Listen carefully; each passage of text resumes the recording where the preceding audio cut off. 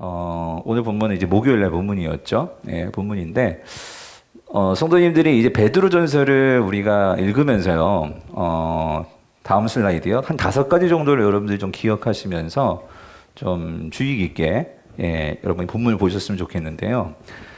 첫 번째는, 이게 베드로가 썼잖아요. 그쵸, 여러분? 그래서 베드로는 누굽니까? 예수님의 특별히 제자잖아요.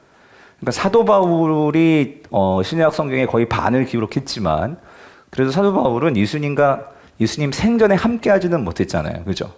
근데 베드로는 바로 옆에서 예수님을 보고 예수님을 따라다녔던 그것도 우리가 수제자라고 할 정도로 가까이서 주님을 따라다녔던 베드로였기 때문에 그러니까 베드로가 경험한 것은 정말 특별한 거죠.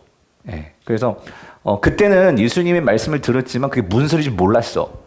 그랬는데 이제 베드로가 예수님이 이제 죽으시고 부활하시고 성령 체험하고 이런 모든 과정을 통해서 그때 예수님이 하셨던 말씀이 이거였구나. 이런 것들이 깨달아진단 말이죠. 그래서 그런 자신의 경험을 체험한 경험을 배경으로 이 베드로서전을 썼단 말이죠. 그래서 그 내용 하나하나의 그런 예수님이 하셨던 말씀이나 그런 것들이 이제 그의 삶으로 해석된 실제적으로 살아내어져서 깨달아진 말씀들이 주옥 같은 말씀들이 곳곳에 박혀 있다는 거예요. 그러니까 여러분들이 그런 관점을 가지고 호기심을 가지고 우리는 예수님 직접 보지 못했지만 베드로는 직접 옆에서 보고 먹고 함께했던 그 사람이 증언해 주는 거니까 이게 얼마나 더 가까이서 예수님을 우리가 볼 수 있는 그런 기회가 되겠어요. 그런 관점. 그리고 두 번째는 이 베드로 서신 속에는요.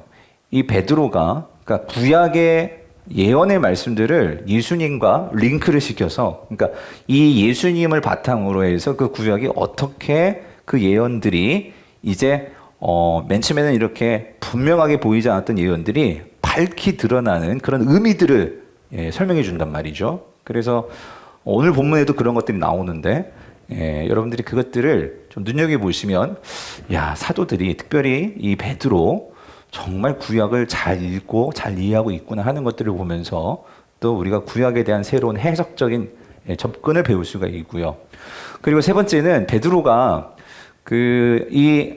예수님을 믿는 또 다른 많은 사도들이 있단 말이에요. 그리고 이런 바울과 같은 생전에 베드로 생전에 바울도 같이 있었잖아요. 그러니까 그들이 공통적으로 믿고 있었던 어떤 믿음의 내용들. 그러니까 서로 같이 공유할 수 있는 다양한 신앙의 정보들이 사도들을 통해서 이제 체득되고 이해되어져서 정리되어지는 그런 그 당시에도 신앙의 어떤 교리라고 할까요? 하여튼 그런 것들이 이 베드로 전서에 나온단 말이죠. 그런 걸 보면 이 당시에도 이제 조금씩 어떤 교리, 예를 들어서 삼위일체라든가 아직 분명하게 삼위일체가 정립이 되진 않았지만 그런 모습들이 이렇게 보여지는 것을 보면서 이거는 우리가 사도 바울이 했던 이야기하고 비슷한데 하는 것들을 보면서 어떤 신앙의 어떤 공통된 이해들이 보이는 것을 우리가 알 수 있게 된다는 점이죠. 그래서 신약 저자들과 공유했던 사도적 믿음 이런 정보들을 얻을 수 있고 그리고 이게 서신서기 때문에 그 당시 헬라 문화권 로마 시대의 성도들은 어떤 신앙생활을 했나, 어떤 문제점이 있었나, 이런 것들을 우리가 볼 수 있단 말이죠. 그래서 이걸 바탕으로 이제 5번이 이제 우리끼리 직접적으로, 그러면 성도들의 모습, 또 사도들의 믿음, 또 베드로의 경험, 그것을 우리가 이해해서 구체적으로 이제 누구한테 갖고 와야 돼? 나한테 갖고 와야지. 그러니까 우리 교회에 갖고 오고. 그래서 그걸 적용할 수 있다면, 베드로전서가 정말 우리에게 필요한 그런 교훈이 되는 말씀이 되겠죠. 자, 이런 관점을 가지고 여러분들이 베드로전서를 보면 또 새롭게 읽혀질 거예요. 이런 5개의 관점을 가지고 좀 보셨으면 좋겠고요. 이런 면에서 보면 서신서는 분명히 그 성격이 어떤 교리적이라기보다는 목회적이에요. 목회적. 그러니까 목회적이라는 것은 뭐냐면 그러니까 성도들을 향한 그러니까 그 성도들이 가진 신앙이 더 견고하게 세워질 수 있도록 도와주는 그런 성격을 갖고 있다는 거죠. 그래서 이 베드로전서의 가장 중요한 어떤 목적이라고 할까요? 기록한 목적. 이제 곧 박해가 막 시작이 되려는 그런 찰나였어요. 그래서 AD 한 63년경 이제 네로가 이제 64년부터 본격적인 박해를 하게 되는데 그런 박해의 어떤 그 이제 바람이 불기 시작하는 그때에 그러니까 성도들이 많이 세상 속에서 위축되어 있어요. 두려움에 빠져 있단 말이죠. 그런 상황 속에서 이제 베드로가 그런 두려움에 빠져 있는 성도들 그들을 격려해 주기 위해서 그러니까 그런 두려움에 대해서 우리가 어떻게 맞설지 이런 그 신앙의 이 방법, 신앙의 태도들을 말해준다는 거죠. 이런 점에서 보면 여러분 우리도 요즘 두렵지 않아요? 두렵다기보다 요즘 우울하죠 좀. 요즘 너무 저도 어떻게 해야 될까 이 학기는 어떻게 해야 될지 순모임도 그렇고 전대 복잡해 죽겠어요. 근데 그런 우리의 삶의 어떤 첩첩으로 우리에게 둘러싸여 있는 여러 가지 어려운 환경, 상황 이런 상황이지만 우리가 이런 베드로 전설을 보면서 그런 상황에서 우리가 무엇을 바라보면서 이 상황들을 극복해 나갈 수 있을까 하는 것들을 이 목회서신 격려해주는 이 말씀을 통해서 우리도 어떤 위로와 해결점을 얻을 수 있는 그런 내용들이 있다. 그렇습니다. 그래서 이 베드로 이 전서는 처음부터 끝까지 무엇을 바라보게 만드냐면 소망이에요, 소망. 그래서 소망이라는 단어가 참 많이 나와요. 특별히 산소망. 정확하게 번역하면요, 산소망은 살아있는 소망이에요. 살아있는 소망. 이 살아있는 소망이 있으니까 죽은 소망도 있겠죠. 세상에 있는 소망이 죽은 소망이라면 오늘 이 베드로가 보게 하는 우리가 바라봐야 할 소망은 살아있는 소망. 그래서 그 소망은 나도 살리고 너도 살리고 우리를 살리는 소망. 그러니까 우리가 이런 소망을 붙들어야겠죠. 그 소망을 우리에게 말해주는데, 근데 이 소망은 결국 그리스도를 통해서 우리가 그 소망으로 나아갈 수 있다 하는 것을 말을 해줍니다. 근데 이렇게 말하는 게 의미가 있는 게 왜 의미가 있냐면 그 증인이 누구야? 정말 죽을 것 같았고 우울에 빠져 있었고 실패했고 그랬던 자가 살아난 사람이 누구야? 베드로니까. 그래서 더 베드로전서는 파워가 있는 것 같아요. 그런 점에서. 자, 그래서요, 더불어서 이 베드로전서는요, 베드로는 직접 봤죠. 예수님이 십자가에 죽으신 걸 봤고, 그죠? 또 부활하시는 걸 봤고, 또 더 놀라운 것은 뭘 봤어? 그지? 승천하시는 걸 봤어요. 그러니까 아무리 그런 인생에 어려움이 찾아와도 그것만을 생각하면 뭐가 있겠어? 소망이 있는 거지. 그죠, 여러분? 다시 오실 주님에 대한 소망이 있으니까 그걸 갖고 어떻게 할 수 있어? 이겨낼 수 있다라는 거죠. 견뎌낼 수 있다라는 거죠. 그래서 베드로는 이 소망을 붙들고 이제 뭘 찬찬히 이해하기 시작하냐면은 이거예요. 예수님께서 그런 말 하셨거든요. 너희들이 나를 따라오려면은 어떻게 해야 돼? 자기 십자가를 지고, 그죠? 그리고 자기를 부인하고 나를 뭐 해야 돼요? 따라야 한다 말씀하셨잖아요. 그러니까 이게 해석이 되는 거예요. 그러니까 예수님에게 십자가는 분명히 고난이었죠. 그렇다면 성도들에게도 예수님을 따르려면 십자가를 지어야 한다고 하셨으니까 이게 그냥 쉬운 일은 결코 아니란 말이죠. 그러니까 고난이라는 것이 반드시 우리 삶 속에서 있다는 거예요. 이게 뭐 박해든지 아니면 여러분 각자 개인의 어떤 그게 다양한 어려움들이 있죠. 그런 고난이 분명히 다 있어요. 그 속에서 우리가 어떻게 주님을 따라감에 있어서 그 고난이 과연 우리 인생을 망가뜨리고 저주하게 만들고 우리를 정말 우울하게 만들고 그런 거냐. 그러니까 지금 저에게도 그렇고 우리 모두에게도 그렇고 이 한국적인 상황뿐만 전 세계적으로 불어닥친 이 코로나라는 것이 단지 빨리 지나가게만 해주세요. 이렇게만 바라면서 그냥 이렇게 우울해하면서 어디 나가지도 못하고 어디 여행도 못 가고 막 이러면서 이러고 있을 것이 아니고, 그러니까 이 고난이라는 것이 과연 나 개인적으로는 혹은 우리 교회적으로는 이 나라적으로는 세계적으로는 그러니까 이게 어떤 의미일까를 생각하면서 거기에서 우리가 분명한 하나님의 인도하심을 우리가 발견하게 된다면 그 사람은 거기에서 그것을 이겨나가고 어떻게 무엇을 향해서 나아가야 할지에 대한 길을 찾게 되는 거겠죠.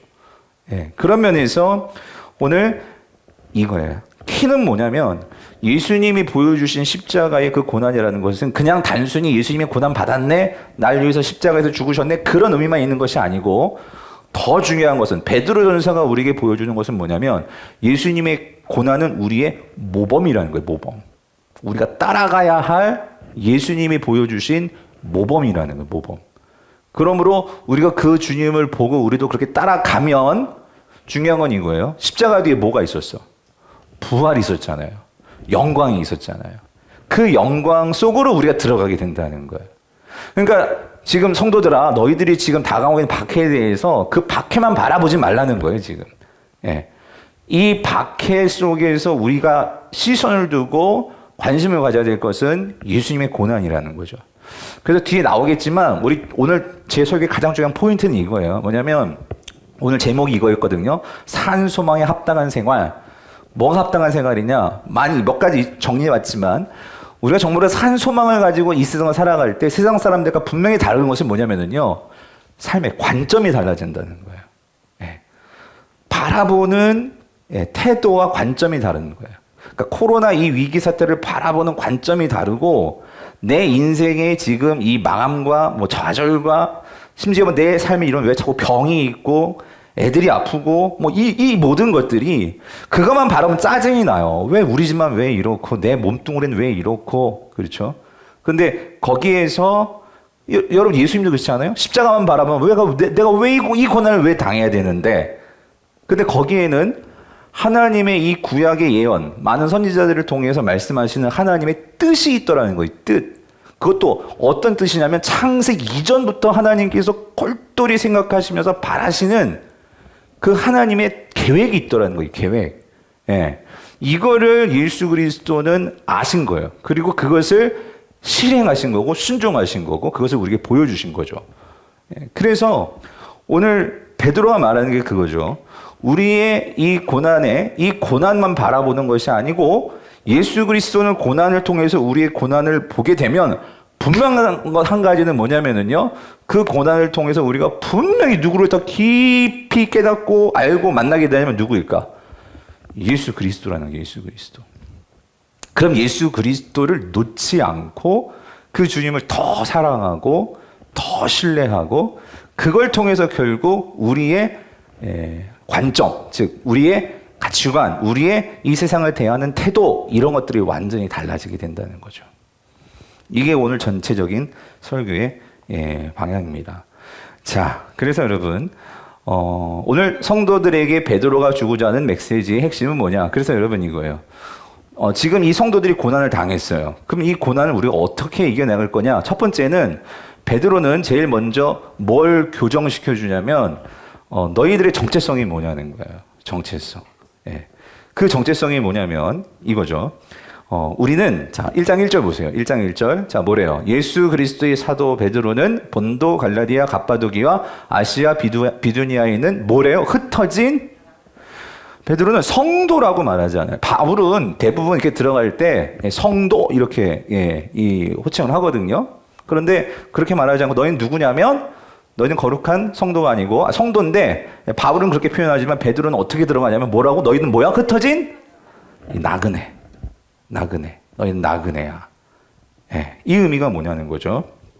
그래서 베드로 곳곳에는 성도라고 뭐 그런 표현도 있지만 근데 나그네 혹은 거류민 이런 표현들이 많이 나온단 말이죠. 2장 11절에도 거기 거류민과 나그네 같은 너희를 권한다. 예. 1장 7절에도 너희가 나그네로 있을 때에 뭐 이런 표현들. 예. 그래서 너희는 나그네다라고 이렇게 표현을 한단 말이죠. 근데 여러분 이건 여러분 이거 지금 안 하면 언제 안 봐요. 여러분 여기 나오는 이 본도, 갈라디아, 갑바도기아, 아시아, 비두니아 예, 이게 어딘지 아세요? 적어도 이제 우리 교회 성도들은 이게 어딜까 궁금하게 여기면서 지도를 찾아볼 수 있는 우리 교회 성도님들 될 수 있기를 간절히 바랍니다. 우리 지도 어디 있을까요? 꼼땅에 비싼 지도 사다 놨어요. 한 번도 누가 와서 찾아보는지 난 모르고 보지를 못했어. 예? 여러분 여기가 본도예요. 여기 본도. 그다음에 어디 갑바도기야, 그죠? 여기 갈라디아, 어디 비두니아 이쪽이란 말이야. 이쪽. 아시겠죠? 근데 이것도 참 너무 신기해. 뭐냐면 여기가 이 안디옥이잖아. 바울이 이제 전도 여행을 떠날 때 항상 여기 안디옥에서 떠나거든요. 안디옥에서 이 다소 고향 바울의 그다음에 더베, 루스드라 이렇게 간단 말이죠. 그래서 이쪽에 이렇게 교회가 여기 이렇게 교회 서여 있죠. 예. 그런데 그럼 이쪽엔 교회가 없느냐? 그게 아니더라는 거예요. 예. 이쪽 위에도 이건 지금 바울의 전도 여행을 기반으로 만든 지도기 때문에 여기 몰려 있지만, 자, 이거예요. 하나님께서는 이제 바울을 통해서 복음의 서진을 이루셨거든요. 예.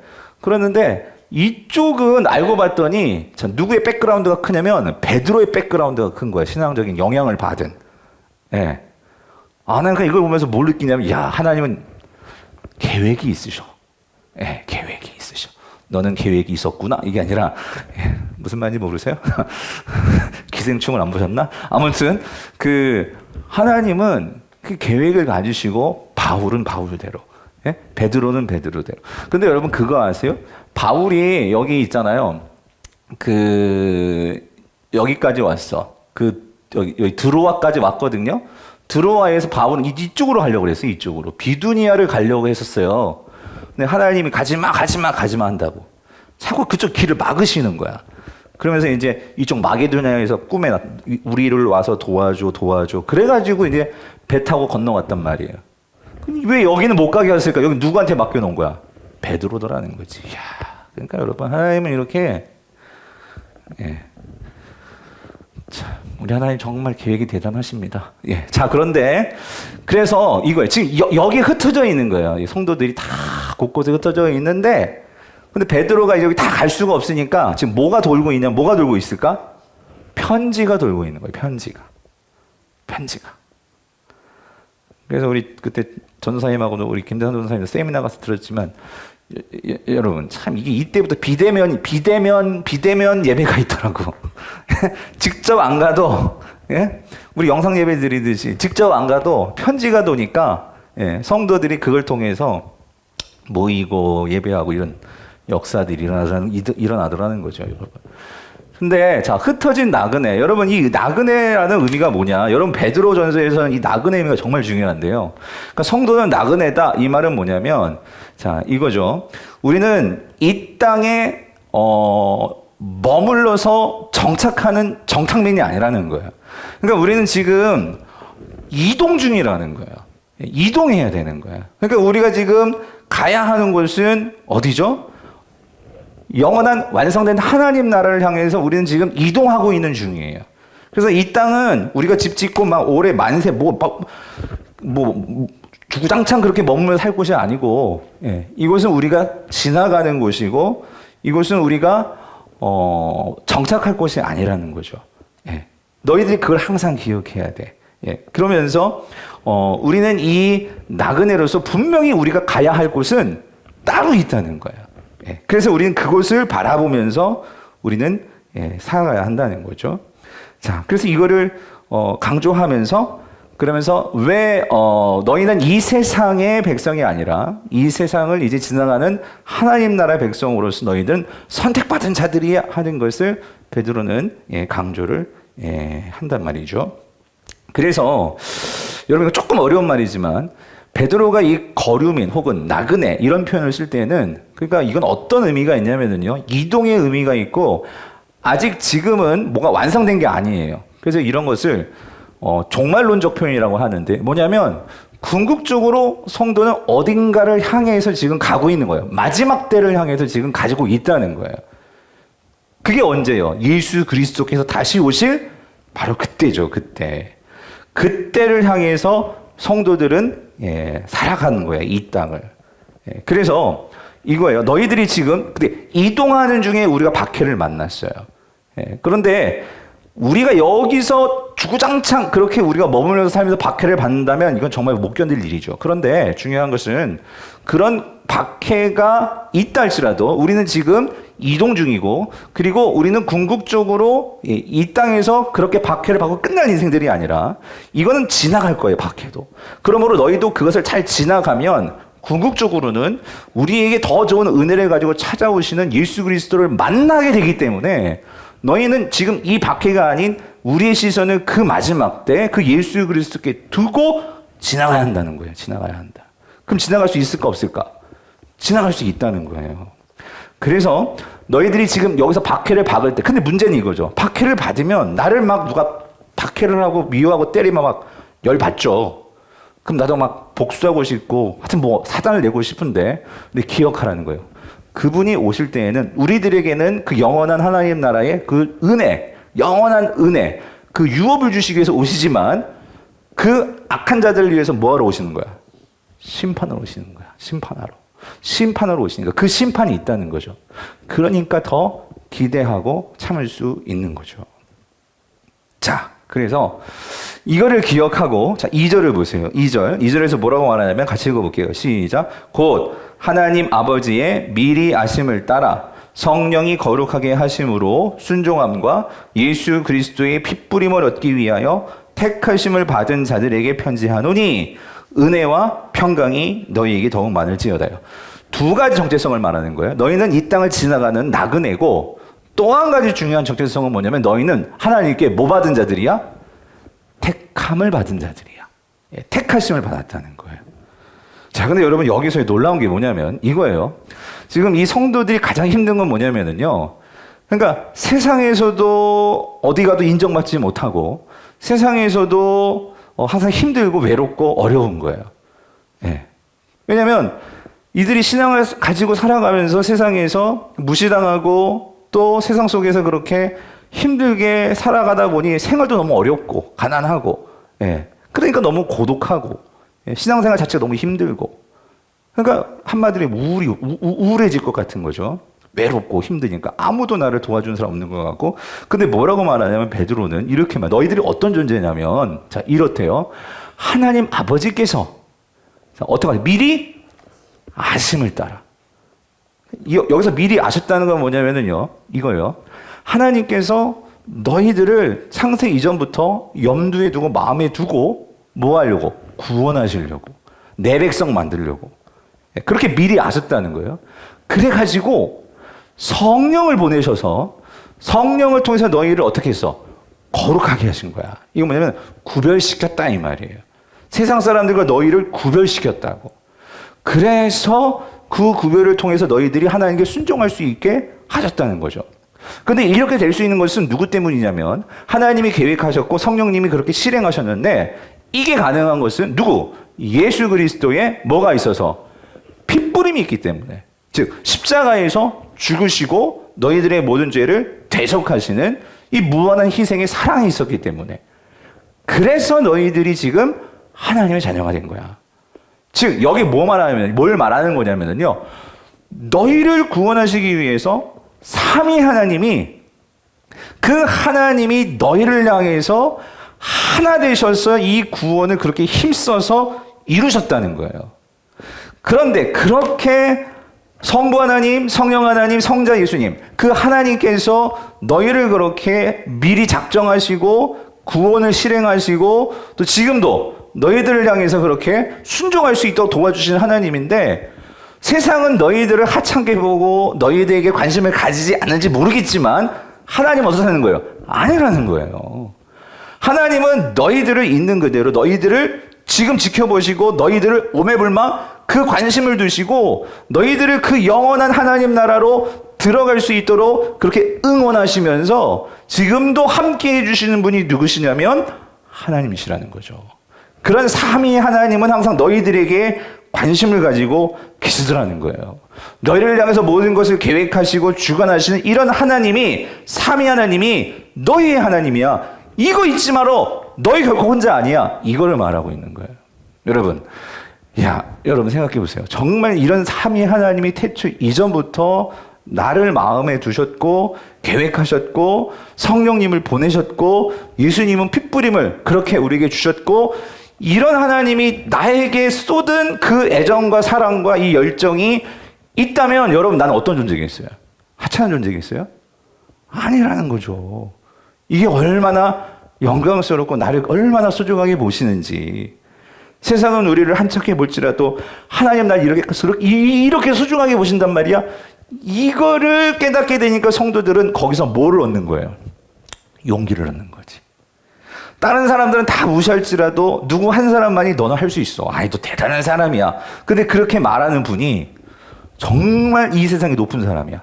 그런 사람이 나를 한번 이렇게 격려해주고 인증해주면 그 한 말 때문에도 막 힘을 얻게 되는데 아니 그 삼위 하나님이 내가 뭐라고 내가 근데 나를 이렇게 마음에 두시고 격려해 주시고 거기에 아들까지 자신의 피를 뿌려서까지 나를 위해서 사랑하신다니 여러분 지금 힘들지만 그렇다고 우리가 포기할 일이에요? 아니라는 거죠. 그래서 여러분 이거를 정말로 깨닫는 사람은 뭐가 바뀔까? 관점이 바뀐다는 관점. 뭐에 대한 관점? 첫 번째, 나를 보는 관점이 달라지는 거예요. 여러분 많은 사람들이 신앙생활 하면서도요, 나를 누구의 관점으로 보면 하나님의 관점으로 봐야 되는데 누구의 관점으로 바라보면요, 세상의 관점으로 보는 거야. 세상 사람들이 나를 보는 관점으로 나를 보는 거예요. 그럼 어떻게 되면요, 세상 사람들이 바라보는 관점으로 나를 보면 우리는 위축될 수밖에 없어요. 왜? 세상에는 날고 뛰고 뭐 가지고 잘났고 얼마나 많은데 거기서 나를 자꾸 뭐 하니까? 비교하니까. 하나님은 비교하지 않으세요, 여러분. 여러분 이게 얼마나 큰 우리의 은혜 아닙니까? 하나님마저도 우리를 비교한다면 어떻게 살아요, 여러분? 예? 근데 하나님은 우리를 비교하지 않고 하나님은 우리를 있는 그대로, 왜? 하나님은 우리를 각자에게 맞는 사명과 하나님의 계획 속에서, 여러분 만약에 하나님이 어떤 그런 비교하시면서 하여튼 그 뛰어난 그런 종자, 뛰어난 뭐 그렇게 순종자라는 사람으로 만들면 우리 다 똑같이 만들어야지. 예?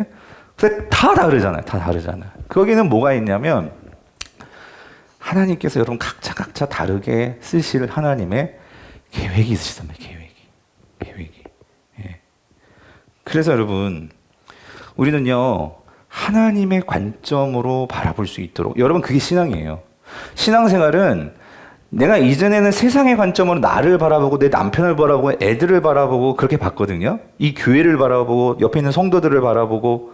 근데 이제 신앙생활을 한다는 것은 이제 그 관점을 하나씩 지워가는 거예요. 지우면서 이거는 세상의 관점, 이거는 하나님의 관점이 아니었지. 이것들을 보면서 내가 점점 누구에게 맞춰가? 하나님의 관점으로 보게 되는 게 여러분 그게 신앙생활이에요. 그래서 여러분 우리가 어떻게 그러면 하나님의 관점으로 보게 될까? 이 하나님의 관점을 보기 위해서는 여러분 이것부터 연습하셔야 돼요. 그건 뭐냐면 성삼위 하나님 앞에 내가 섰을 때 그 하나님을 향해서 내가 정말 이 두려움, 어떤 경외감, 이것이 있는지 없는지부터 우리는 그것을 점검해 봐야 된다는 거예요.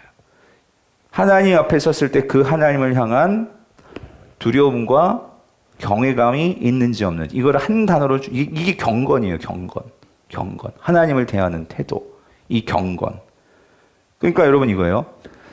이 경건의 태도가 있으면 여러분 삶에서 내가 어떤 무슨 일을 하든지 달라지는 거예요. 목사로 말씀을 전할 때든지, 뭐 봉사를 할 때든지, 아니면 여러분이 직장에서 뭐 무슨 일을 하든, 뭐 애를 가르치든, 뭐 청소를 하든, 무슨 일을 하든, 여러분 하다못해 회장님이 날 봐도 놀다가 일하는 게 사람인데, 그렇잖아요?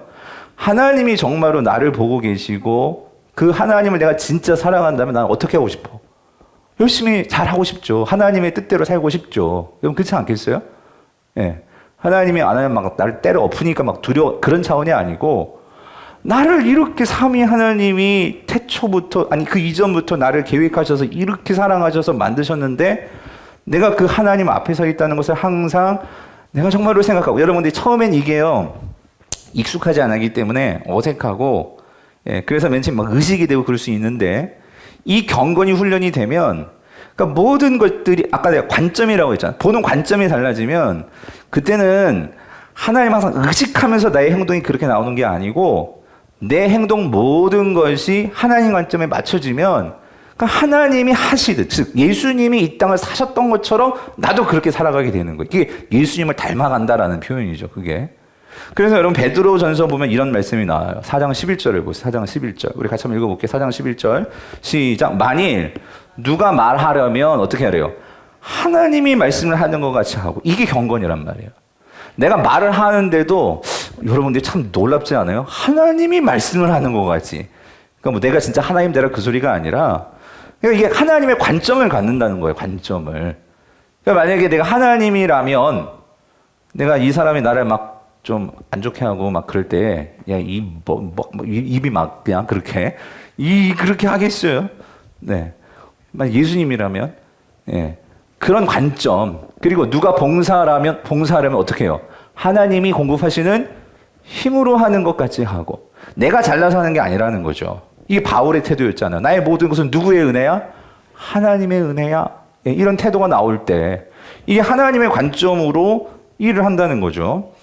그래서 이는 범사의 예수 그리스도로 말미암아 결국 누가 영광을 받아? 하나님이 영광을 받으시게 하려 함이니. 이게 경건이라는 거예요. 이게 경건. 나를 통해서 하나님이 또 높아지고 하나님의 영광이 드러나게 하시는 거. 하나님의 영광이 드러나실 때 여러분 나도 기쁨이 찾아오죠. 예. 그리고 세상 속에서 내가 세상의 방식이 아닌 하나님의 방식으로 살아갈 때 우리는 참 나의 가치를 보게 되고 내 삶에는 무한한 기쁨이 샘솟게 된다는 거죠. 그래서 그에게 영광과 권능이 세세에 무궁하도다. 사랑하는 성도님들, 이 관점을 갖게 되시기를 간절히 바랍니다. 하나님의 관점. 하나님의 관점. 이거는 뭐라고요? 내가 하나님 앞에 서서 항상 하나님을 생각하고 내가 하나님께 받은 은혜들을 생각하고 그렇게 살아가는 것. 그래서 3절 보세요. 자, 그렇게 살아갈 때 우리에게 생기는 게 뭐냐면 그게 산소망이라는 거예요. 산소망. 3절 읽어볼게요. 시작. 우리 주 예수 그리스도의 아버지 하나님을 찬송하리로다. 그의 많으신 긍휼대로 예수 그리스도를 죽은 자 가운데서 부활하게 하심으로 말미암아 우리를 거듭나게 하사. 자, 여기 뭐요? 산 소망이 있게 하시며. 그러니까 여러분, 하나님과 친해지면 당연히 하나님은 생명이신데 나에게 생명력이 찾아온단 말이죠. 여러분, 우리가 부모님들이 좋은 친구 사귀라, 좋은 친구 왜 그러는 거예요? 영향을 받으니까. 그렇잖아요? 그러니까 여러분들이 우리 그 영상 들어오시면 어쨌든 뭐 집에서 지금 금요 기도를 하시든 여기 나오셨든 중요한 건 여러분들이 여기 나오려면 시간을 내야 돼. 내 마음을 들여야 돼. 또 육체적인 피로도 있을 수 있어. 근데 왜 그렇게 하시는 거예요? 우리가 그렇게 할 때 우리가 하나님께로부터 영향을 받을 수 있다는 거죠. 예. 하나님께 내가 마음과 생각과 모든 것이 맞춰질 때 분명히 우리가 그 하나님으로부터 영향을 받게 된단 말이죠. 여러분 아멘이시죠? 예. 그래서 그 하나님께 영향을 받는다는 게 뭐냐? 베드로는 이걸 얘기하는 거예요. 너희들에게 산소망이 생긴다 그 소리예요. 산소망이. 살아있는 소망이 생기게 된다. 예. 여러분 이거 어디서 살 수 있겠어요? 세상에서 살 수 없죠. 예. 살아있는 소망. 그래서 그 산소망이 뭐냐? 썩지 않고 더럽지 않고 새하지 아니하는 유업을 어떻게 해? 있게 하신다. 아까 말씀드렸죠. 우린 지금 이동하고 있는 건데 그 유업이 지금 가까이 오고 있어. 완성된 하나님 나라가 오고 있어. 그래서 우리는 그것을 얻게 될 거야. 바라보게 될 거야. 성도님들, 이런 관점에서 우리가 잘 이해하셨으면 좋겠어요. 뭐냐면 하나님 나라가 여러분 분명한 것은 주기도문에서 예수님은 뜻이 하늘에서 이루어진 것과 같이 땅에서도 이루어질 거야 라고 말씀하셨죠. 그러므로 이 하나님 나라라는 것은요, 현재적인 의미의 하나님 나라가 분명히 있어요. 그러니까 뭐냐면 이 땅에서부터 우리가 하나님 나라의 통치를 받으면서 분명히 살 수 있어요. 아멘이십니까? 그게 뭐냐면 이런 거예요. 오늘 베드로전서 말하면 우리의 관점이 바뀌고 우리에게 소망이 생기게 되고 어디서부터? 이 땅에서부터. 그런데 궁극적으로 여러분 성경이 궁극적으로 우리를 정말 바라보게 하는 것은 이게 바로 미래적인 하나님 나라인데 이런 걸 종말론적 개념이라는 거예요. 무슨 말이냐면 우리가 관심을 두고 바라보는 시선은 이 땅이 아니에요. 뭐예요? 궁극적으로 완성될 장래의 은혜가 주어질 바로 예수님과 다시 함께하게 될 바로 그날이죠. 그곳이죠. 그 소망이죠. 여러분 아멘이십니까? 이거를 잊어버리는 순간 성도는 세속화가 되는 거예요. 세속화. 이것을 잃어버리는 순간 세상 사람들은 그러니까 뭐하냐 땅 투기하는 거예요. 아파트 두 채 세 채 지금 막 그러니까 신문이 나는 거잖아요. 포기 못해가지고 막 난리 나는 거잖아요. 여러분 내가 지나가는 거예요. 우리는 이런 소망이 있는 사람은 이게 한 채든 두 채든 무슨 소용이 있어요. 그걸 바라보면서 우리가 진짜 해야 할 일에 대해 관심을 가지고 우리가 살아갈 수 있게 된다는 거죠. 이러한 저와 여러분 되시기를 간절히 바랍니다. 그럴 때 더 중요한 거, 그 산소망을 가지고 살아갈 때 여러분 뭘 두려워하지 않냐면 박해를 두려워하지 않겠다는 거예요. 이 땅에서. 우리 차원을 갖고 오면 그러한 산소망이 있을 때 우리는요, 이 땅에서 내가 돈 없어가지고 힘든 거, 병 걸려가지고 지금 불안한 거 힘들지. 그렇지만 그것 때문에 두려워하지는 않는다는 거예요. 아멘이십니까? 여러분 두려움에 빠지면요 우리가 해야 할 일도 못해요. 두려움에 빠지면 내가 진짜 내 가족을 사랑하고 정말 해야 할 일조차도 못하고 짜증 충만으로 살아가는 거예요. 원망 충만으로 살아가는 거고. 네. 그래서 오늘 이 베드로는 그걸 봤어요. 왜냐면 원래 자기가 짜증 충만이었거든. 자꾸 예수님은 죽는데, 자꾸 죽는데, 난 죽으러 간다. 그 예수님 생전에 베드로는 예수님 이해가 안 되는 거야. 예수님 그러시면 안 됩니다. 그러시면 안 됩니다. 그랬던 거예요. 그죠? 예. 그랬는데 이 베드로가 지금 산 소망을 얘기하고 하는 것은 뭘 봤어? 죽었는데 그게 끝이 아니었고 정말 뭐가 있었어? 부활이 있었단 말이에요. 부활이. 그 죽은 자 가운데서 부활하게 하신 이로 말미암아. 이걸 보니 이 땅의 것들이 보이겠어요? 보여도 거기에 사로잡히지 않는다는 거죠. 오늘 우리에게 이런 하여튼 이런 은혜가 있게 되기를 간절히 바라요. 저에게도. 그래야 이게 살맛이 나지, 여러분. 자, 그래서 오늘 이 본문에서 결국은 이러한 산소망을 갖고 나아가길 바라는데, 그래서 아까 말씀드렸던 부분이에요. 이렇게 산소망을 갖고 살아가는 이런 것들을 다시 말씀드리면 성도에게는 관점이 바뀐다는 거죠. 관점이. 그래서 관점이 바뀌기 때문에 이 관점이 바뀌는데, 자, 여기서 중요한 거예요. 자, 오늘 보면 13절을 보면은요. 자, 13절 같이 읽어볼게요. 시작. 그러므로 너희 마음의 허리를 동이고 근신하여 예수 그리스도께서 나타나실 때에 너희에게 가져다 주실 뭐예요? 은혜를 온전히 바랄지어다. 그러니까 여러분 이게요, 지금 말이 계속 이게 바꿔서 표현하는 거예요. 산소망, 썩지 않고 쇠하지 않을 그 유업. 근데 그것이 13절에서 뭐라고 표현하고 있어요? 예수 그리스도께서 나타나실 때에 너희에게 가져다 주실 뭐? 은혜. 이게 다 똑같은 거란 말이에요. 이게 있다. 이 은혜를 너희가 받게 될 거야. 그래서 여러분 보세요. 우리가 이 땅을 살아가면서 자, 이 신앙의 관점이 바뀐다고 했잖아요. 그런데 이 관점이 바뀜으로 우리가 이 세상을 이제 새롭게 보게 되는데, 이 새롭게 보게 됨에 있어서 우리가 항상 생각해 봐야 될 거 중요한 거 주의할 점이 있어요. 그게 뭐냐면 여기 이런 표현이 있어요. 너에게 그 산소망 은혜를 가져다 주시는데, 여기서 너희 뭐를 동이고? 여기요. 마음의 뭐예요? 허리를 동이고 그랬어요. 이게 무슨 말이냔 말이에요. 마음의 허리를 동이고 근신하여 그랬단 말이에요. 이게 무슨 말이냔 말이죠. 그러니까 이게 아까 제가 초반에 말씀드렸던 이 베드로가 구약적인 배경을 가지고 지금 말하고 있는 거예요. 그래서 이 표현이 뭐냐면 여러분 이겁니다. 첫 번째는 우리가 나에게 주어질 이 산소망, 유업, 이 하나님의 그 영원한 은혜, 이거를 우리가 바라보기 위해서 첫 번째 여러분이 뭘 먼저 점검하셔야 되냐면, 첫 번째 여러분의 그러니까 소망이 어디 있는가를 한번 점검해 보셔야 된다는 거예요. 점검. 내 진짜 소망이 우리가 이 땅을 살아가면서 필요한 것도 있지만, 그런데 필요를 넘어서 우리가 진짜 바라면서 내가 매일매일 기도하면서 내가 힘들고 어려울 때에 나의 이 갈급함, 나의 이 필요를 넘어서 나에게 살 이유를 주고 인내할 수 있는 그 근거를 주는, 그게 뭐냐는 거예요. 그게 바로 이 산 소망인데, 자, 여기에서 베드로는 이제 뭘 끌고 오냐면요, 구약의 출애굽 사건을 끌고 오는 거예요. 출애굽 사건. 그래서 이 이스라엘 백성들이 하나님의 은혜로 그 애굽에서 탈출했단 말이에요. 출애굽을 했단 말이에요. 자, 출애굽을 하는데, 근데 출애굽을 하는 과정 속에서 하나님께서 뭐라고 말씀하시냐면, 6월절 그 말씀을 주시면서, 자, 출애굽기 12장 11절에 이런 표현이 나와요. 같이 읽어볼게요. 시작.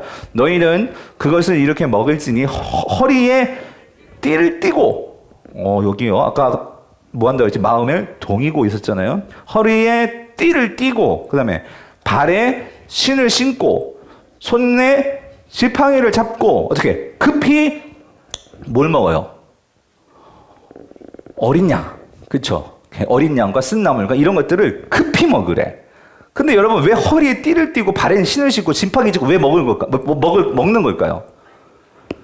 빨리 이동을 해야 되기 때문에. 그렇죠? 빨리 이동을 해야. 어디로? 하나님이 약속하신 그 젖과 꿀이 흐르는 그 가나안을 향해서 빨리 움직여야 되거든. 왜 그러냐면 조금이라도 자칫 이게 지체하다 보면 어떤 영향을 받을까? 또 이 애굽의 세상의 영향을, 근데 가다가 또 잘못되는 거 아니야? 가다가 또 적과 꿀이 흐른 땅이 없는 거 아니야? 무슨 말인지 이해되세요? 예? 그러니까 허리에 띠를 띠고 그렇게 급하게 출애굽을 해야 한다는 거죠. 그래서 오늘 이거예요. 여기서 이 마음을 동인다, 이 말은 어떤 의미가 있냐면, 이 마음의 허리를 동인다는 것은, 여러분 여기서 이 마음이라는 단어는 원어적으로 보면은요, 이것은 생각이에요. 생각. 예. 생각을 잘 붙들어 매야 돼. 예. 우리의 생각이 오만 가지 생각. 여러분 지금 말씀을 듣는, 여러분 다 말씀을 잘 듣고 있는 것 같지만 여러분 무슨 생각하고 있는지 모르겠어요. 여러분 정말 나 진짜 그게 심히 궁금해요. 항상. 예. 이분들이 정말 설교를 잘 듣고 계시는 건가? 막 이런 생각이 들 때가 있어. 근데 이 생각이에요. 생각. 그래서 우리의 생각이, 아까 말씀드렸죠. 우리의 소망이 어디에 있는지 항상 봐야 된다는 게 뭐냐면, 이게 들을 때는 맞아. 우리는 저 영원한 하나님 나라 그 소망 맞아. 이게 생각하는지 모르겠지만, 이 나가면 우리의 소망은요, 딴 데 있단 말이야. 딴 데 있을 수 있단 말이에요. 우리 집이 지금 막 냉장고가 고장이 나가지고요. 예? 여름에 고장이 나니까. 그래서 그래서 우리 와이프는 지금 냉장고 생각하고 있을지 모르겠지만, 근데 아닐 거라고 믿고, 예? 그러니까 우리가 뭐냐면 이 생각을 단속 안 하면은요, 그렇죠? 예. 그래서 이 생각, 그래서 하나님은 여러분 보세요. 이거 참, 하나님께서 이스라엘 백성들이 결국 이렇게 띠를 띠고 신을 신고 지팡이 쥐고 먹은 다음에 어디로 가냐면, 하나님은 항상 가나안이라고 얘기하잖아. 무슨 땅? 잘 아시네. 적과 꿀이 흐르는 땅이라 항상. 근데 여러분, 가나안이 땅이 전체가 막 적과 꿀이 흘러요? 아니라고. 근데 하나님은 죽었다 깨어나도 가나안은 무슨 땅이야? 적과 꿀이 흐르는 땅이래. 근데 진짜 그런 지역도 있고 아닌 지역도 있잖아요. 근데 이 이스라엘 백성들의 생각에 적과 꿀이 흐르는 땅이라는 생각을 하면 할수록 그 땅이 어때?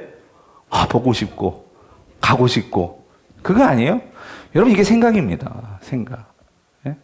여러분 그러니까 이런 게 있어요. 이게 꼭 그건 아니지만 어찌됐든 우리가 믿음은 들으면서 난다고. 그러니까 이게 초신자를 놓고 말하는 거예요. 교회 한 번 오는 사람하고 교회 3번, 4번 오는 사람하고, 그러니까 초신자를 놓고 하나님 말씀을 많이 듣는 사람하고 어쩌다 한 번 듣는 사람하고 똑같겠어요, 여러분? 예? 왜냐하면 생각이라는 것이, 우리의 생각은 가만 놔두면 세상의 생각, 근심, 염려, 걱정으로 꽉 들어차면은요, 아무리 우리가 이게 하나님 말씀 들어도 이 적과 꿀이 흐르는 땅이 무슨 적과 꿀이 흘러 그러면서 의심하게 되고 필요 없어 하게 되고, 난 여기가 좋사오니. 그러니까 이스라엘 백성이 또 애굽으로 돌아가겠다 그러고 있는 거잖아요. 그렇죠. 그래서 여러분 우리가 큐티했지만, 그래서 베드로전서에서 상당히 뭘 강조하냐면 말씀을 강조합니다. 너희를 거듭나게 하는 것도 썩지 아니하는 이 말씀이었고, 그렇죠? 예. 꽃은 시들고 풀은 마르지만 말씀은 영원할 것이고, 이 말씀을 강조하는 마음, 그 이유는 뭐냐면은요, 우리의 생각을 붙들어 맬 수 있는 건 뭐기 때문에? 말씀이기 때문에. 그러니까 여러분 지금 우리 순모임 다 못하고 있잖아요. 내가 심히 염려가 되는 거예요. 우리 성도님들 정말 큐티라도 정말 붙들고 열심히 하실까? 네? 성경 통독은 제대로 잘 하고 계실까? 그래서 여러분, 이거 순장님 어떡하면 좋겠어요? 여러분, 하여튼, 우리 순장님들은 뭐 카톡으로 좀 말씀 나눔을 하시든지, 하여튼, 여러분, 이거 우리가 안 하면, 여러분 혼자 하면 안 돼. 제 교육자들하고 지금 뭐라고 하면 자전거를 타고 있는데, 하여튼 김대상 전사 열심히 자전거 타니까, 이제 우리도 같이 타자 해가지고, 지난 목요일에는 우리 그 황수현 목사도 자전거를 탔어요. 예. 그래가지고, 내가 이걸 얘기하는 이렇게 얘기를 해야 책임을 지고 이제 앞으로 의무감을 가지고 자전거를 탈 테니까, 일주일에 2번씩 타는데, 혼자 하면 이번 주 목요일 저도 그날 왜 비가 안 올까? 비가 안 올까? 아침에 예? 비가 왜 안 타는데? 근데 또 새벽 비가 안 오네. 그래가지고 같이 탔다고요. 예.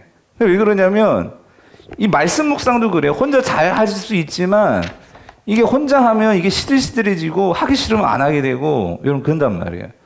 근데 같이 이렇게 순모임 조를 짜놨잖아요. 그러니까 같이 이거를, 그래서 순장님들도 우리 조원들하고 같이 어떻게 순원들하고 같이 말씀 묵상을 이게 놓지 않고 같이 할 수 있을까 좀 고민하시고 좀 같이 계속 이런 모임들을 해나갔으면 좋겠는데, 아무쪼록 이 생각. 그래서 여러분 바울도 똑같은 말을 합니다. 제가 아까 사도들의 이 믿음, 그게 무슨 말이냐면 똑같은 생각을 해 정말. 그래서 로마서 12장 2절을 보세요. 이렇게 말하죠. 너희는 이 세대를 본받지 말고 오직 마음을 어떻게? 이게 마음의 허리를 동이고 그게 똑같은 거예요. 오직 마음을 어떻게 새롭게 함으로 뭐한대? 변화를 받아. 하나님의 선하시고 기뻐하시고 온전한 뜻이 무엇인지 뭐하라고? 분별하도록 하라. 여기도 말씀드렸죠. 이 마음이 하트가 아니라 여기 마인드예요. 생각이에요. 생각. 원어를 보면 원어. 예. 그러니까 생각이 항상 새로워져야 되는데 뭐로? 하나님 말씀으로 새로워져야 한단 말이죠. 예. 여러분 큐티 안 하고 아침 연속곡 보고 저녁 연속곡 보고 하시는 분들 회개하셔야 돼. 예? 그러니까 연속곡을 봐도 큐티 하고 보시라고요. 예, 아무튼 예, 그러고요. 오늘 본문에서 아 근데 슬기로운 의사생활 너무 재밌더라고. 예, 죄송합니다. 예, 제가 금요기도에는 참 여러분이 좋아요. 그래서 이렇게 합니다. 그리고 여기서 보면 마음의 허리를 그렇게 동이고 그 다음에 뭐라 하냐면요. 정신을 차리고 그런 말이 있었죠. 예, 그래서 13절에 보니까 여기 너희 마음의 허리를 동이고 근신하여 그랬잖아요. 이 근신하여라는 단어가 이 정신을 차리는 건데 이 정확한 원어적인 의미는 술 취하지 않는 거예요. 술 취하지 말고 그 소리거든요. 그러니까 여러분 술 취하면 무슨 줄 놓게 돼요? 여러분 그렇게 말하잖아요. 생각을 놓게 된단 말이에요. 예. 그렇게 되면 이제 거기에 사로잡힌단 말이죠. 예. 그래서 여러분 오늘 분명하게 우리가 소망을 둬야 할 것은 영원한 소망입니다. 예. 이건 여러분 다 공감하실 거예요. 근데 왜 우리가 그 소망이 자꾸 이렇게 아련아련해지냐고요. 왜? 예? 그 소망을 자꾸 이렇게 잊어버리냐고요. 왜? 이 세상 술을 자꾸 마시고 있는 거예요. 이 세상 것들이 영향을 받으니까 정말 그 영광스럽고 우리에게 올 그것을 자꾸 잊어버리니까 우리는 자꾸 이 땅을 빨리 지나가야 되는데 뭐 하고 있어? 머무르고 있는 거예요. 그냥 머무르고 있는 거예요. 그래서 자, 우리가 이 생각을 잘 잡아야 돼. 그래서 어떻게 되느냐? 그럼 생각을 잘 잡기 위해서 어떻게 해야 되느냐? 자, 14절, 15절 같이 읽어볼게요. 시작. 너희가 자, 순종하는 자식처럼 전에 알지 못할 때에 따르던 너희 사욕을 본받지 말고 15절 오직 너희를 부르신 거룩한 이처럼 너희도 모든 행실에 거룩한 자가 되라요. 너희는 이제 달라졌어. 14절 보니까 너희는 이제 순종하는 자식이 됐어. 이 소리예요. 예전에는 하나님도 모르고 말씀도 모르고 순종 자체를 생각하지 않았어. 근데 너희는 이제 순종할 수 있는 자가 되었거든. 왜? 우리는 뭐가 있으니까? 성령이 있으니까. 여러분 성령이 있다는 것은 여러분 하나님 말씀에 순종할 수 있는 자가 되었다는 거예요. 예. 우리가 그렇게 되었는데 그래서 이제는 여기서 중요한 단어 이 따르던이라는 단어. 그래서 예전에는요 이런 생각 없이 그냥 세상을 따라다녔어 그냥. 예. 그렇게 세상을 따라다녔던 너희의 이 사욕은요 디자이어예요. 내 욕망이에요. 욕망. 정욕이에요. 정욕. 근데 여러분 중요한 거 이거예요. 내 안에 먹고 싶은 욕망, 성욕, 좋은 거 갖고 싶은 욕망, 이거 나쁜 거예요? 예? 나쁜 거예요? 아니에요. 여러분, 우리 욕망 다 있어요. 먹고 싶은 거, 맛있는 것을 먹고 싶죠. 좋은 옷 입고 싶죠. 좋은 집 보면 들어가 살고 싶죠. 당연한 거예요. 근데 문제는 뭐냐면, 이 욕망이 우상으로 바뀌는 순간이 있어요. 그건 언제예요? 언제일까? 어떻게 될 때? 내 마음의 중심, 내 생각에서 하나님이 지워지는 순간 그 욕망이 그 하나님 자리에 꿰차고 우상이 되어버리는 거예요, 우상이. 그래서 항상 우리의 생각에 하나님이 있는지 없는지를 꼭 보셔야 된단 말이에요.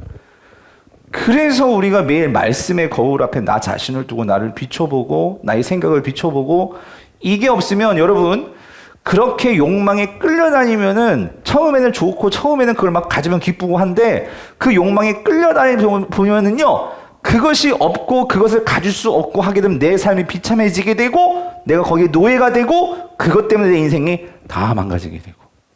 예. 그래서 15절이라는 거예요. 오직 너희를 부르신 거룩한 이처럼. 이 말은 무슨 말이냐면 그 거룩한 이를 따라 그 소리예요. 그러니까 하나님을 따라 너희도 모든 행실에 거룩한 자가 되라요. 이게 원 의미야. 내가 거룩하니 너희도 거룩해라. 이 레위기 말씀이잖아요. 그런데 이게 조금 조금 멀게 느껴져. 하나님을 따라 우리가 하나님처럼 된다, 이게 조금 어려워. 그래서 하나님께서 우리에게 친절하게 하나님이 어떤 분이신지를 보여주시기 위해서 인간의 몸을 입고 오신 분이 누구예요? 예수 그리스도시지. 예? 그래서 우리가 예수 그리스도를 보고 예수 그리스도를 따라 예수 그리스도를 닮아가면 너희도 모든 행실에 어떻게 돼요? 거룩한 자가 될 수 있다. 예. 아멘이십니까?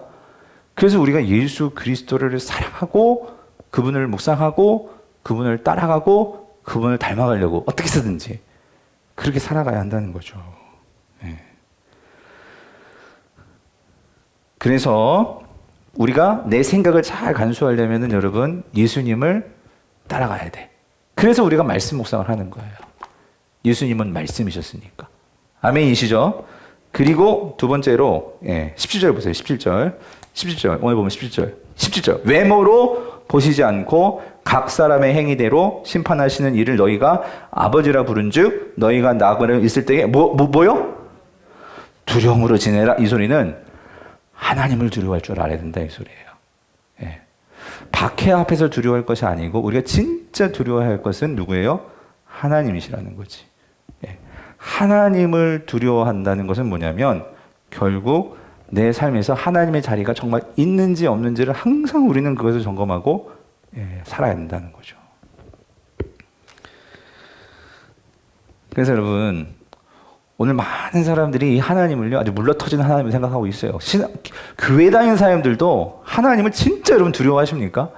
너무 하나님의 사랑의 하나님 그러다 보니까 하나님의 자리가 완전히 밀려가지고 알고 보면 다 내가 중심이 있고 하나님은 그냥 나의 어떤 그냥 죄송한 말씀 시다바리처럼 그냥 필요할 때 구할 때마다 그냥 도와주시는 그 정도 하나님?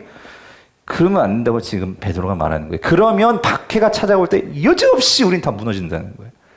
하나님이 정말로 크시고 두려우신 분이면 우리가 진짜 알고 그분이 삼위 하나님이 그토록 나를 사랑하시고 나를 놓고 계시지 않고 항상 붙들고 계심을 우리가 정말 깨닫게 된다면 그런 박해 속에서도 우린 그 하나님 때문에 인생줄 포기하지 않고 하나님 붙들고 이겨나갈 수 있게 된다는 거죠. 견뎌나갈 수 있게 된다는 거죠. 여러분 아멘이십니까? 그래서 오늘 결론, 우리 18절 19절 같이 한번 읽어볼게요. 자, 18절 19절입니다. 시작. 너희가 알거니와 너희 조상이 물려준 헛된 행실에서 대속함을 받은 것은 우리가 은이나 금같이 없어질 것으로 된 것이 아니요 뭐래요? 오직 흠없고 점없는 그리스도의 뭐예요? 보배로운 피로 된 것이라. 20절까지. 그는 창세전부터 미리 알림 바 되시니나 이 말세에 너희를 위하여 나타내신 바 되었으니. 그러니까 여러분 이거죠. 아까도 말씀드렸지만 계속 말씀드리죠. 너희들이 그 어린 양 예수 그리스도의 그 대속의 피로 이렇게 큰 은혜를 받게 되었고 그 보배로운 피는 이미 창세전부터 너를 향해서 이렇게 하나님께서 계획하시고 이렇게 하나님께서 마음을 들이시고 공들여서 이렇게 우리에게 베풀어 주신 건데 이거를 기억한다면 이거를 우리가 정말로 깨닫는다면 여러분 어떤 마음이 드세요? 이 질문이에요, 베드로가. 그렇다면 우리는 정말 하나님을 생각하고 그리고 하나님을 정말 두려워하며 두려워한다는 것은 뭐예요? 그분을 진짜 내 마음속에 중심에 두고 하나님을 정말로 무시하지 않고 그분을 정말로 존경하고 사랑하고 경외하고 그렇게 내 삶이 맞춰진다면 내가 생각하는 것도 하나님처럼 내가 행하는 것도 예수 그리스도 닮기 위해서 그렇게 살아간다면 여러분 정말 우리의 삶이 정말 변하지 않겠어요? 달라지지 않겠어요? 그래서 21절이에요. 너희는 그를 죽은 자 가운데서 살리시고 영광을 주신 하나님을 그리스도로 말미암아 믿는 자니 너희 믿음과 소망이 어떻게 해요? 하나님께 있게 하셨느니라. 결국 하나님이 책임지신다는 거예요. 그 하나님을 믿고 그 하나님께 소망을 두고 살아야 하는 거예요. 사랑하는 성도님들, 요즘같이 힘들고 어려울 때 여러분 우리 소망을 어디다 둬야 되겠어요? 그래서 우리가 이렇게 이 금요기도에 나와서 하나님 내 모든 소망 주님께 두니 오늘 그 하나님이 내 마음 중심에서 분명히 있게 하시고 그 하나님 붙들고 나의 모든 이 약함도 나의 모든 이 불안도 나의 모든 이 좌절도 하나님 다 모든 것 주님께 맡길 때에 우리 안에서 예수 그리스도의 보배로운 피가 우리에게 가져다 주시는 살아있는 소망으로 충만케 되려고, 예? 오늘 시간 여러분 기도하지 않으실래요? 우리가 정말 그렇게 기도하며 나아가는 이 밤이 되시게 되기를 간절히 바랍니다.